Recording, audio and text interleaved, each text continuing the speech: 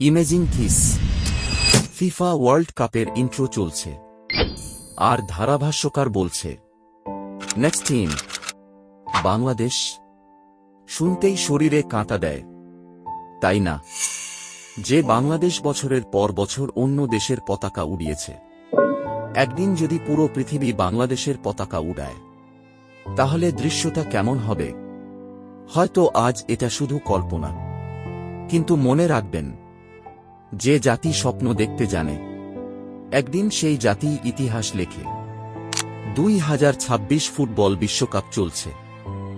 ঢাকার ব্যস্ত রাস্তা, চট্টগ্রামের সমুদ্রপাড়, সিলেটের চা বাগান কিংবা গ্রামের ছোট্ট বাজার, সব জায়গায় একটাই নাম, বাংলাদেশ।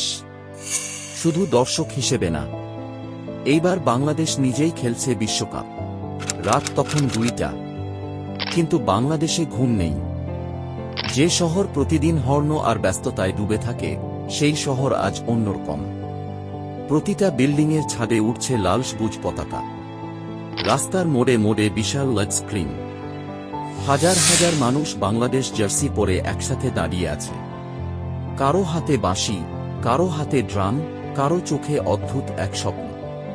কারণ আজ বাংলাদেশ বিশ্বকাপ খেলতে নামবে।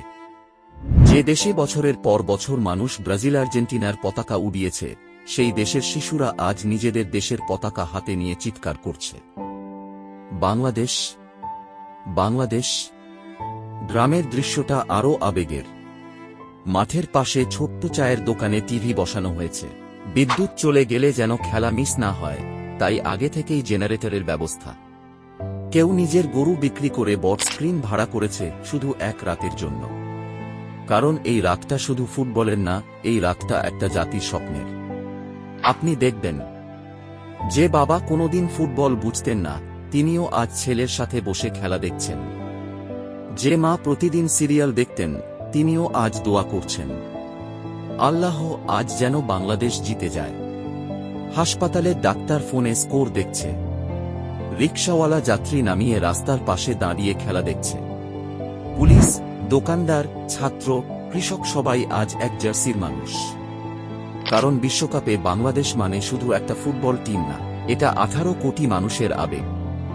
আর ভাবুন সেই মুহূর্তটা যখন বাংলাদেশের জাতীয় সঙ্গীত বিশ্বকাপ স্টেডিয়ামে বাজবে, আমার সোনার বাংলা। স্টেডিয়ামের গ্যালারিতে হাজার হাজার প্রবাসী বাংলাদেশি কাঁদছে। কারো চোখে পানি, কারো কণ্ঠ কাঁদছে। কারণ তারা জানে, এই দিনটা সহজে আসেনি।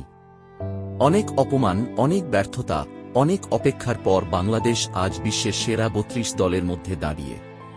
তারপর ম্যাচ শুরু। বাংলাদেশের এক তরুণ খেলোয়াড় বল নিয়ে সামনে এগিয়ে যাচ্ছে। পুরো দেশের মানুষ নিঃশ্বাস বন্ধ করে তাকিয়ে আছে। একটা শট গোল, পুরো বাংলাদেশ যেন একসাথে বিস্ফোরিত হল।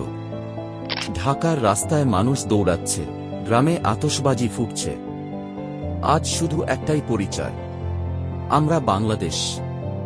হয়তো এটা এখনো কল্পনা, হয়তো এখনো বাস্তব না, কিন্তু স্বপ্ন তো সেখান থেকেই শুরু হয় যেখানে মানুষ বিশ্বাস করতে শেখে। একদিন হয়তো সত্যিই বিশ্বকাপের মঞ্চে দাঁড়াবে বাংলাদেশ। আর সেই দিন ব্রাজিল আর্জেন্টিনার পতাকার পাশেই উঠবে সবচেয়ে বড় লাল সবুজ পতাকা। আর পৃথিবী দেখবে, ফুটবল শুধু ইউরোপ বা লাতিন আমেরিকার না, ফুটবল বাংলাদেশেরও।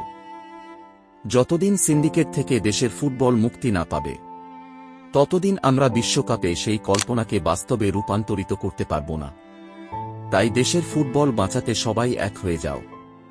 সিন্ডিকেট, দুর্নীতি আর এসব চোর বাটপারদের দমন করার এখনই সময়। যেদিন বাংলাদেশ ফুটবল সিন্ডিকেট মুক্ত হবে, সেদিন পৃথিবী শুধু একটা ফুটবল টিম দেখবে না, পৃথিবী দেখবে 18 কোটি মানুষের আবেগ।